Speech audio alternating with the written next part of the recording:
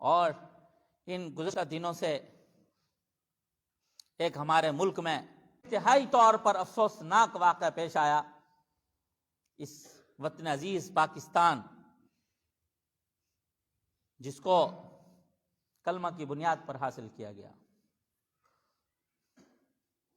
ہمارے بزرگوں نے تو اتنی جد و جہد سے اس پاک وطن کو لیا کہ کہا اس کی حیثیت ایک مسجد کسی ہے، پورے پاک وطن کی حیثیت مسجد کسی ہے۔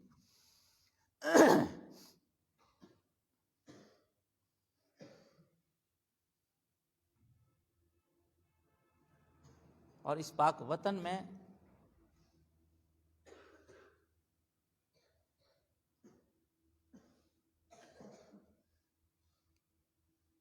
کسی افسر، منسٹر اور پرائم منسٹر کے ناجائز قبضوں کو تو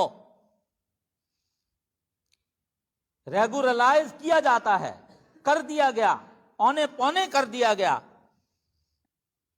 اور کراچی کی وہ طارق روڈ پر جو مدینہ مسجد 40 سال سے مسجد قائم ہے، مسجد خود ایک رفاع عامہ ہے اور رفاع عامہ کی ہی جگہ پر قائم ہے، بڑے پارک کے کنارے پر وہ مسجد قائم ہے، 40 سال سے قائم ہے۔ اور جب وہ بنی تھی تو اس وقت کی جتنی قانونی نوعیتیں تھیں وہ ساری اس مسجد کے منتظمین نے پوری بھی کی، لیکن ہماری عدالت عالیہ کا فیصلہ آیا کہ ناجائز قبضے پر ناجائز قبضہ ہے اور مسجد کو ڈھا دیا جائے، جس کے ذمہ دار دھوکے والے یہ نعرے بھی لگا رہے ہیں کہ ریاست مدینہ ہے۔ ریاست مدینہ میں تو مساجد کی تعمیر ہوئی تھی، نہ کہ مساجد کی تخریب ہوئی تھی۔ فمن اظلم ممن منع مساجد اللہ ان یذکر فی اسمہ وسعی فی خرابہا، اس سے بڑا کون ظالم ہو سکتا ہے جس نے اللہ کی مساجد سے روک ڈالا، وسعی فی خرابہا، اور ان کو ویران کرنے میں کوشش کی۔ اس وقت ہماری حکومت کے سارے ارباب حل و عقد جرم میں برابر کے شریک ہیں، بلکہ ہم تو سمجھتے ہیں وہ جیسے ابرہہ اپنا لشکر لے کر کے آیا تھا بیت اللہ شریف کو ڈھانے، تو ان کے کچھ لوگوں نے جناب عبد المطلب کی اونٹنیاں بھی قبضہ کر لیں۔ تو جناب عبد المطلب گئے، تو چونکہ یہ اس وقت کعبہ کے بطور متولی متعارف تھے، سرور کائنات صلی اللہ علیہ وسلم کے جد امجد، تو انہوں نے جا کر کے اپنی اونٹنیوں کا مطالبہ کیا۔ تو ان کے بڑے نے کہا یار ہمارا خیال تو تھا کہ آپ بیت اللہ شریف کی نسبت سے کوئی مذاکرات کرنے آئیں گے اور ہم سے بات کریں گے، پتہ چلا تھا کہ آپ آ رہے ہیں۔ فرمایا ہاں بات یہ ہے اونٹنیاں میری، وہ دے دو، کعبہ جانے کعبہ کا رب جانے۔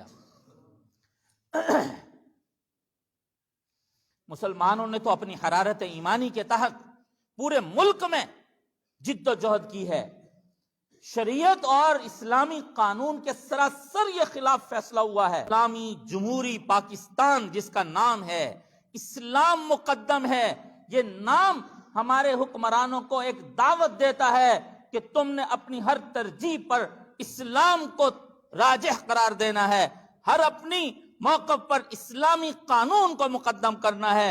اس ملک میں ایسا ہوا ہے جس ملک کا آئین اسلامی ہے، قرآن و سنت کے مطابق ہمارے وزرائے اعظم، منسٹر، پرائم منسٹر، پریزیڈنٹ یہ سارے کے سارے حلف لیتے ہیں کہ ہم آئین پاکستان کے مطابق پاکستان میں اپنی صلاحیتوں کو بروئے کار لائیں گے۔ اور آج میں کہتا ہوں پورے ملک کے وطن عزیز اسلامی جمہوریہ پاکستان کے سارے مسلمان ایک رنجیدہ دل ہیں اور انتہائی افسوس کی حالت میں ہیں کہ اس پاک وطن میں اللہ کے گھروں کو تحفظ نہیں۔ افسوسناک یہ معاملہ ہمارے پاک وطن میں ہوا ہے کہ پورے ملک کے قانون دان کہہ رہے ہیں، علماء فقہاء کہہ رہے ہیں، عوام کہہ رہے ہیں ارے بھائی یہ مسجد ہے اور 40 سال سے یہ مسجد ہے، اسلام آباد کیا، پاکستان کے سارے بڑے بڑے شہروں میں بڑی بڑی املاک ہیں جو نادیدہ قوتوں کے قبضے اور کنٹرول میں ہیں، اور وہ ریگولائز ہو رہی ہیں، اسی حکومت میں ہوئی ہیں۔ اگر کوئی ریگولائز نہیں ہو سکی تو وہ مسجد نہیں ہو سکی، اللہ کا گھر نہیں ہو سکا۔ کتنے بازار ہیں غیر قانونی جگہوں پر ہیں، قائم ہیں، ریگولائز ہو رہے ہیں۔